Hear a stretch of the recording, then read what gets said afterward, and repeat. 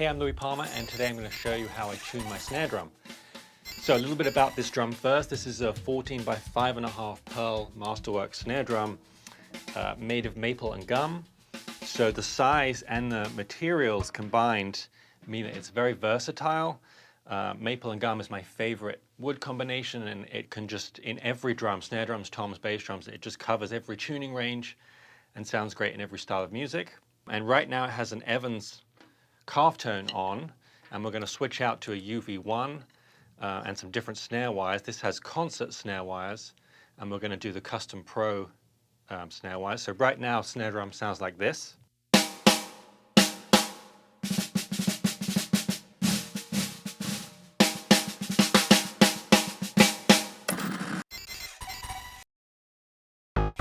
So we're going to switch out to a UV1.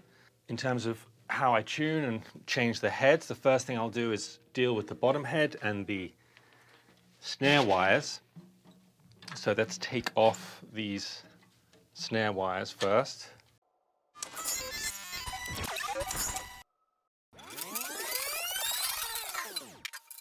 And then I'll take off this bottom head.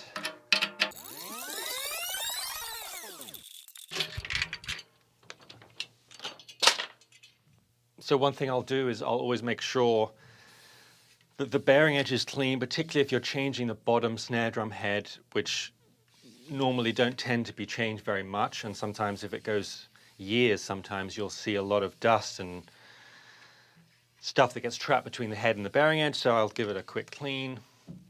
And then we've got a new snare side head to put on.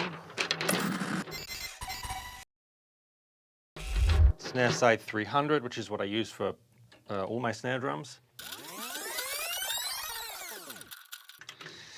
And so when it comes to seating the head and tuning the head, I'll just make sure everything's seated nicely. And then it's just a case of using the key to get each tension rod finger tight, or I'll tend to use the key, but just so you start to feel resistance. And also I tend to go clockwise or anti-clockwise, but in a circular motion rather than diagonally. I know a lot of people go diagonally, but I've always done it this way. So just until I feel a little bit of resistance, and then I'll move to the next one. And then once I'm at that point, I'll start going clockwise again with a few turns. And on a head like this, a snare side head that's so thin, we don't have to worry too much about being like super even at this point, because we really just want to crank it. And for all my snare drums, regardless of tuning pretty much in terms of where the pitch is, I'll have the bottom head cranked almost tabletop tight. That's the phrase I often use when I'm talking about tuning and tuning snare drums, because you want to push down on the head and only have a little bit of give. It needs to be pretty tight. So I'll do a few turns.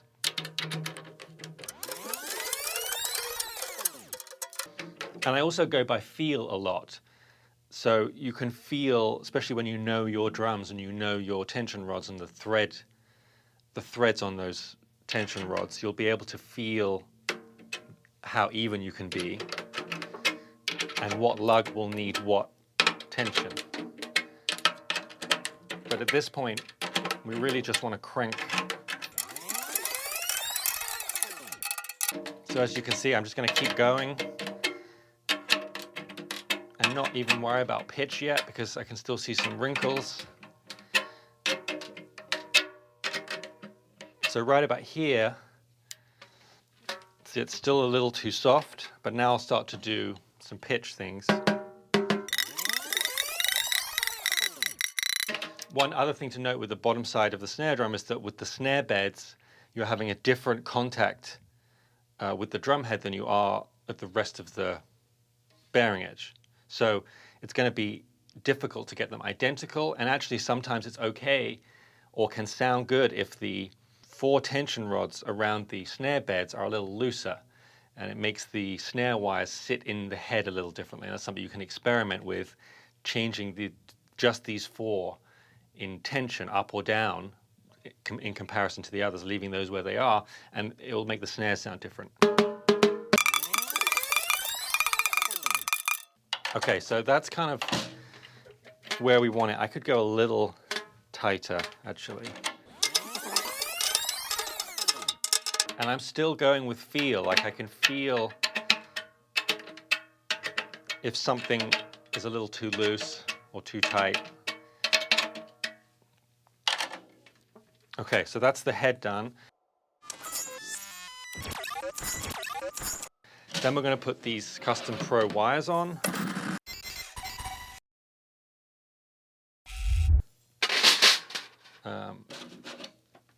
So these are super easy, just go straight on, and the metal clip stops it coming out.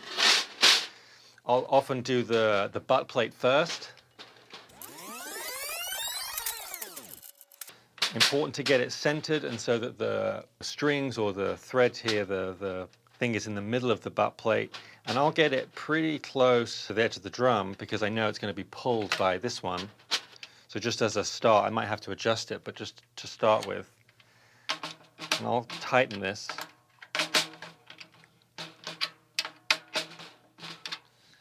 And then I'll do this one with the adjustment, and I'll be halfway, I'll loosen it a little bit, and I'll be halfway between the tightest and loosest setting so that I can have some leeway. And now I'll pull this, make sure the snare release is all the way off, and then I'll pull it pretty tight. So now, pulling it pretty tight, I can see that it's pretty even. I may have gone a tiny bit tight on this side, but I can adjust that. So now I'll tighten this side while I'm pulling on the strap. And then I tighten the snare wires, tighten the snare release thing here. Now it's pretty much even.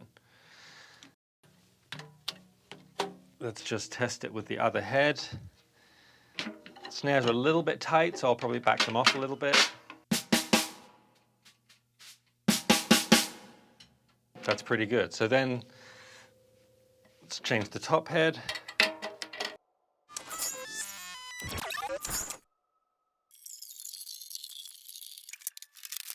So I'll do the same thing with the top head, make sure the bearing edge is clean and there's no gunk from the old head. And then UV1, one of my favorite heads, does everything well, coating doesn't wear off, sounds good at every tuning, and also, even though it's a coated head, it kind of sits between a traditional coated head and a clear head in terms of attack, which I really like. Sometimes coated heads can be a little bit dull sometimes. So this is just like the all-around perfect head. It sounds great on snare drums, toms, bass drums, everything. And then really the same thing as the bottom head in terms of getting everything, all the tension rods in. And then I'll go clockwise or a circular motion again with the key until I feel a little bit of resistance. Okay, so that's all of them, and then they're all pretty much finger tight, maybe a tiny bit more than that. And then, again, because most snare drums are going to be a lot tighter than toms, you can just do a few turns without worrying about how accurate you are pitch-wise with listening, because the head's so slack. And another thing I'll actually do with all tuning, toms and snare drums, is I'll actually just crank them way up and not worry about tuning them, and just get a lot of tension on the head to stretch it out, and then I'll come back down to where I want it to be, and then I'll be particular with the pitch of each lug.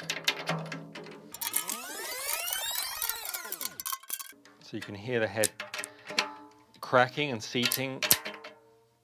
So that's why I like to go nice and tight and then back off, so that the head really gets a chance to seat properly. And then I'll start to do pitch, and sometimes I'll do it with the drum key, sometimes I'll do it with a stick.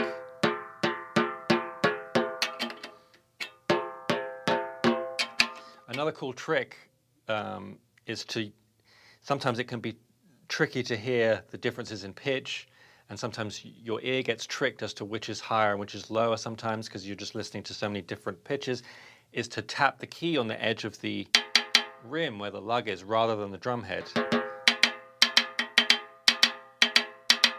Sometimes the pitch difference can be clearer.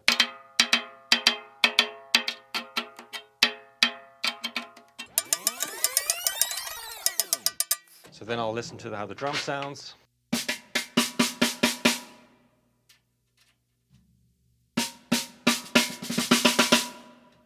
So that's a little tight. So now I'll back off a little bit.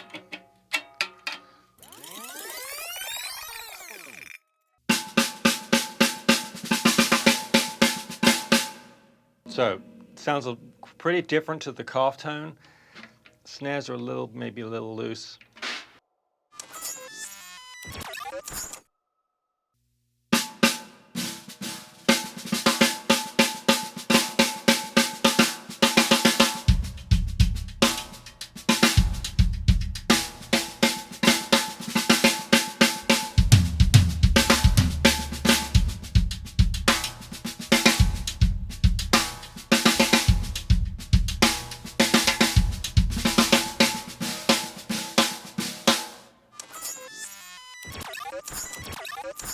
It has a bit of everything. It's very clear, very crisp, tons of articulation.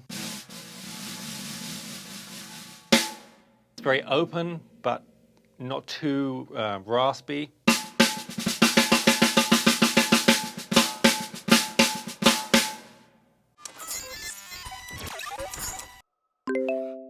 So that's how I tune my snare drum with my EVANS heads and Pure Sound wires. Hope there were some helpful hints and tips in there for you. Thanks for watching.